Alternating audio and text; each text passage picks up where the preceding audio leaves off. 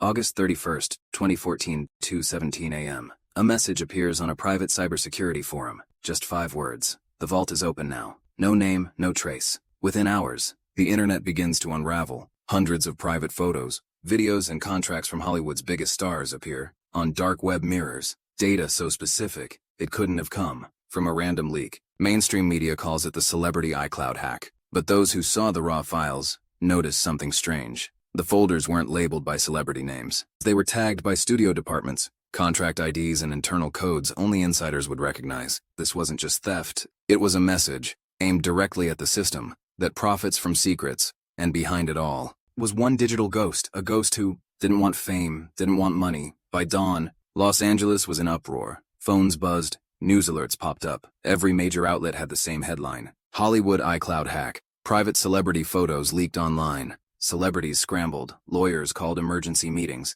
agents demanded immediate takedowns. PR firms rushed to control the narrative. For the public, it seemed simple. A hacker had stolen private photos, that was the story. Everyone could understand. And yet, it was only the tip of the iceberg. It wasn't about the photos people panicked over. It was about the connections between them, the invisible web linking talent, agencies, and the executives who controlled the industry. For most observers, this detail meant nothing, but for one anonymous hacker, it meant everything. He wasn't there for headlines or clicks. He was mapping power, and the path he uncovered was far darker than anyone imagined. By midday, the story had spread worldwide. London, Paris, Sydney. Every paper ran the same narrative. Celebrities hacked, privacy compromised. But in encrypted corners of the internet, a different story was forming. One that connected Hollywood's most glamorous facts to hidden servers, encrypted contracts, and networks never meant for the public eye. The stage was set, and the real game was only beginning. Inside the servers, MirrorFox found something extraordinary.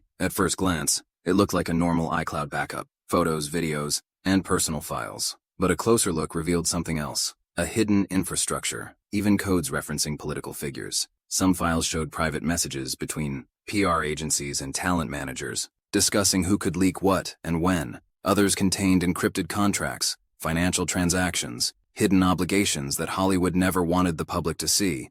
MirrorFox didn't just stumble upon this, he fought for it, navigated multi-layered security protocols, bypassed encrypted mirrors, traced digital fingerprints to avoid detection. Every click was a risk, every directory could trigger an alert. Yet he moved like a shadow, deliberate, precise, unseen. As he pieced the information together, one realization hit. This wasn't just about private files, it was about control. Some files hinted at media influence. Others outlined secret deals that could shift a film's marketing overnight. MirrorFox realized he wasn't just holding secrets. He was holding evidence, proof of a system built to manipulate perception, control narratives, and protect the elite from accountability. Then he found the most dangerous file of all. MirrorFox copied it carefully. He knew this was the crown jewel, and he also knew if anyone discovered it, it could destroy him, or the empire he had just uncovered. The moment MirrorFox copied the crown jewel, alarms triggered, silent ones somewhere. Someone noticed unusual activity, unusual enough to alert cybersecurity teams across multiple agencies. Yet for the outside world,